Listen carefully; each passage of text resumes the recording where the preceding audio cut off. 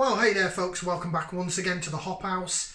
It's Eddie here, it's time for another beer review. We're back after a break. We're back doing some quintessential British ales. Now if you just found us here on YouTube, just get the housekeeping out of the way. Go on, give us a thumbs up. Please do feel free to like, share and subscribe to this channel and help us grow, help us get up in subscribers, and then we can do wonderful things like live feeds and things like that here on YouTube. We also have a Facebook page, so it's called The Hop House, or I think it's at Hop House Beer Reviews. Go and like there, because that may be where we're going to go to do some live reviews, live feeds. And I'll put it this way, it's going to be my first birthday on the channel soon. We're nearly a year old, so we might do something a little bit special around about that time. But I'll put a quick short video out for that, and I might put something up on Facebook as well. Right then, should we crack on with our quintessential British ales? Okay, beer number 2, and now I'm scratching my head because I'm thinking, should I have done this first? Because we've just done the Marston's EPA, and I was thinking 3.6%, it's the lowest ABV of the lot, so I'll do it first. But it was quite melony, quite lemony, limey, and it was really rather tasty. Now this next beer is slightly stronger, but much more traditional. So I might have done these in the wrong order. I hope I haven't. Right, I'll show you what we're reviewing. So we're sticking with Marston's Group, and Marston's headquarters is now at Wolverhampton. This beer's from Wolverhampton, Bab, and it's from the Park Brewery, also known as the Banks's Brewery. Yes, this is as traditional as it gets. It is Banks Bitter. Slightly rebranded over the past few years. It's always had the lion on, but it used to be like a round label, and it was a blue label with the red writing on. If you ever went into a Banks's pub, it used to be Banks's Bitter and Banks's Mild. Very, very traditional beer. 3.8% on the ABV. It says so there if the camera will pick it up. I don't know if it will. I'm trying to hide my face, so it might do. Now this is cheap as chips. So you got the Banks's logo on the thing there as well. This is under £1. The last one was £1. This is less than. I got this, pretty sure it was from in Asda, because I was looking at some cheap beers basically to review. This is available in Asda. It's available in all supermarkets: Tesco, Asda, Morrison, Sainsbury's, and Aldi as well. And the price fluctuates between 89 and 95p a bottle. I think I got this at Asda for 90. Don't think I paid as much as 95 pence for it, but 90p, 3.8%. And I think it is an example of a traditional best bitter that's still, I'm hoping, still available in its original form. I know that Tetley's and John Smith's up in Yorkshire, where I'm from, got bastardised. Brains, maybe is it their SA? Is their sort of core beer? There are loads of beers around the country that are traditional sort of bitters and things like that, but this is an original 3.8% session best bitter in a bottle, not a smooth flow widgety can. So I'm hoping that it tastes like that. However, I have just had that EPA, which was quite lemony, limey, citrusy. So I'm hoping that's not going to drown all the taste out of this. That's why I'm wondering if I've done this in the wrong order. Right, let's get it out of the glass. Some CO2 release on the opening of the bottle. I've got the Hobgoblin glass for this one, so we're still Marston's with the glassware. I just haven't washed out the other beer yet. Right, so your beer in the glass. Let's get a bit of a head on it.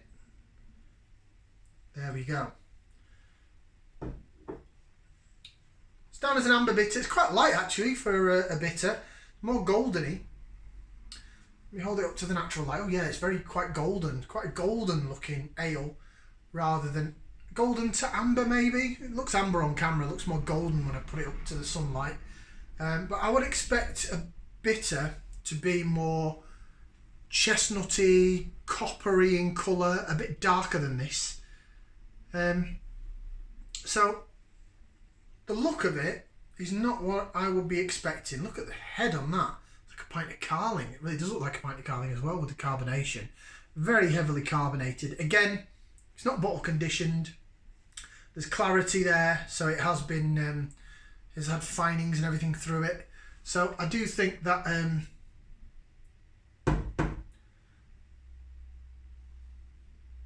the head on that. Right, mate. Now, I think bitter or best bitter has gone through a bit of a resurgence recently. Probably more the ESBs, the extra special bitters, so ones that are stronger than 3.8. Because there are some certain craft brewers that have done it. I know when we went to the Priorslee and St George's local beer festival, the Woods Special Bitter was phenomenal. Nearly got my beer of the festival. So I've had a bit of a love for best bitters at the minute. Yeah, it does look quite dark on camera now. It looks, maybe it's because it's right under this spotlight. Yeah, it's turning more amber now. Weird. Maybe it's just my eyesight. I'm just going to suck some of this head off, so stand by.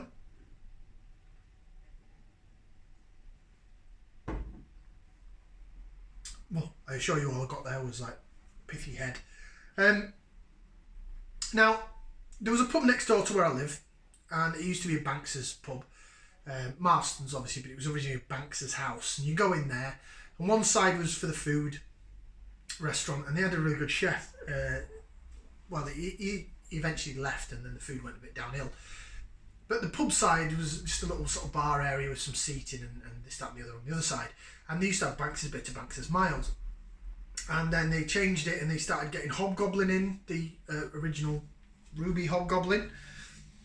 And then they had 3 hand pulls, but they only used to use 2, and then they started getting a third. They started doing some of the regional Marston's beers that you can get.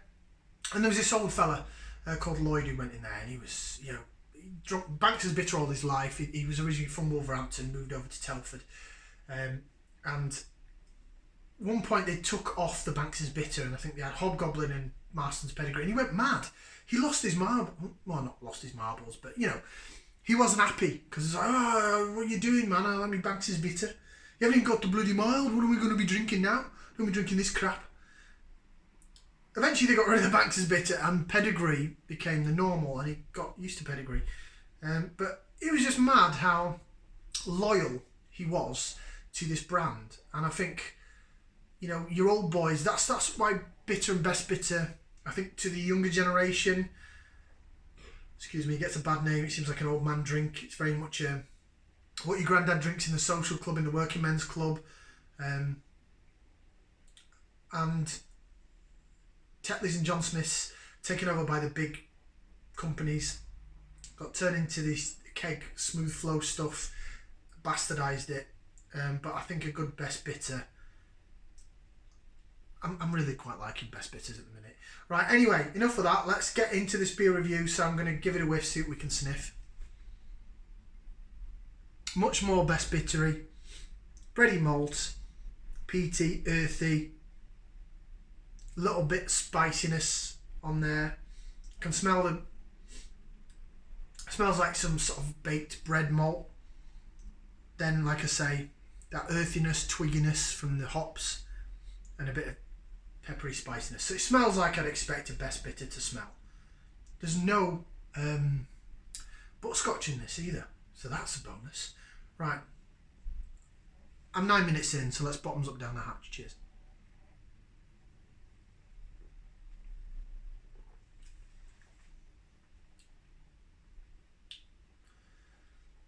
Surprisingly, after the EPA, I can taste that. It's a lot more subdued on the flavour profile than the EPA.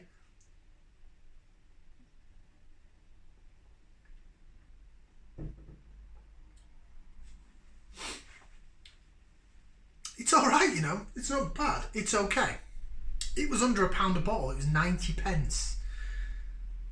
It's got the malt through the middle of the tongue, but it's not overly sweet. That's the brilliant bit about it. It is not like, wham, there's your sweet sugar. It's got bready character to it. It does feel like I've just eaten like half a slice of dried bread. If you have, sometimes you have a stomach bug and you're trying to get you back onto food and you just have like a slice of dry bread, no butter on it or anything, so you don't want to upset your guts. You're getting that through the middle of the tongue, and you're getting bits of bitterness down the side, and then at the back end you are getting the pepperiness, the spiciness of the bitter finish. And it dries your mouth out quite a bit, actually.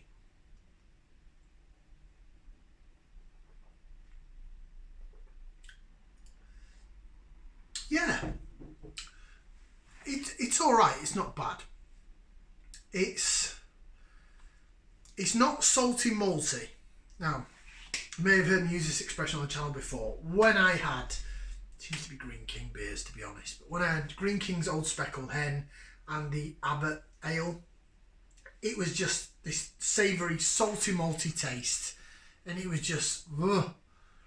There was nothing to it. There wasn't that bitterness there. It was just like an overly, it was like you were eating a dry slice of bread with loads of salt on it, and it just was like, ugh. And it sort of went through your mouth and then disappeared, and you were like, ugh. And it was just, after drinking 2 or 3 mouthfuls of it, it was a really boring flavour. Wasn't keen on it. All these reviews, by the way, are opinion based, right? So I'm not a brewer, I don't work in the industry, I don't brew my own beer. It is just purely my tastes and what I will say to you guys, you know what, that's worthwhile getting.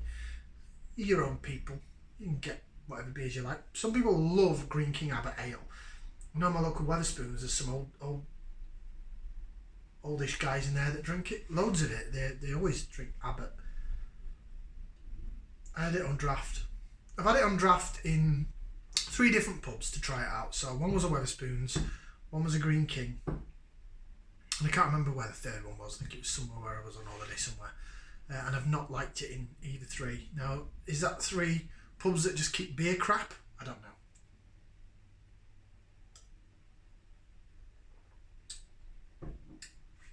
Banks's Amber Bitter.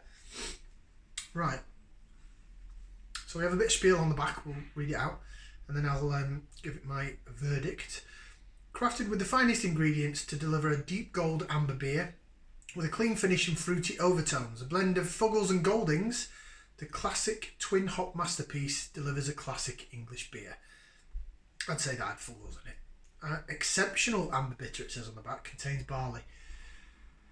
Yes, it is the Park Brewery, Carlsberg Marston's Brewing Company Limited, Wolverhampton. Oh, and it's also brewed as well over in Italy, in Milan. There you go. Best before date is end of August next year. Yeah, that is. It's alright. It's not bad. I've had much worse beers that are stronger, more expensive. You're getting a traditional style best bitter at £100. You get what you pay for. But I don't mind that. And you know what? I bought it before and I'll buy it again. So it gets a thumbs up from me. Not going to give it more than that, because at the end of the day, there are much better beers out there.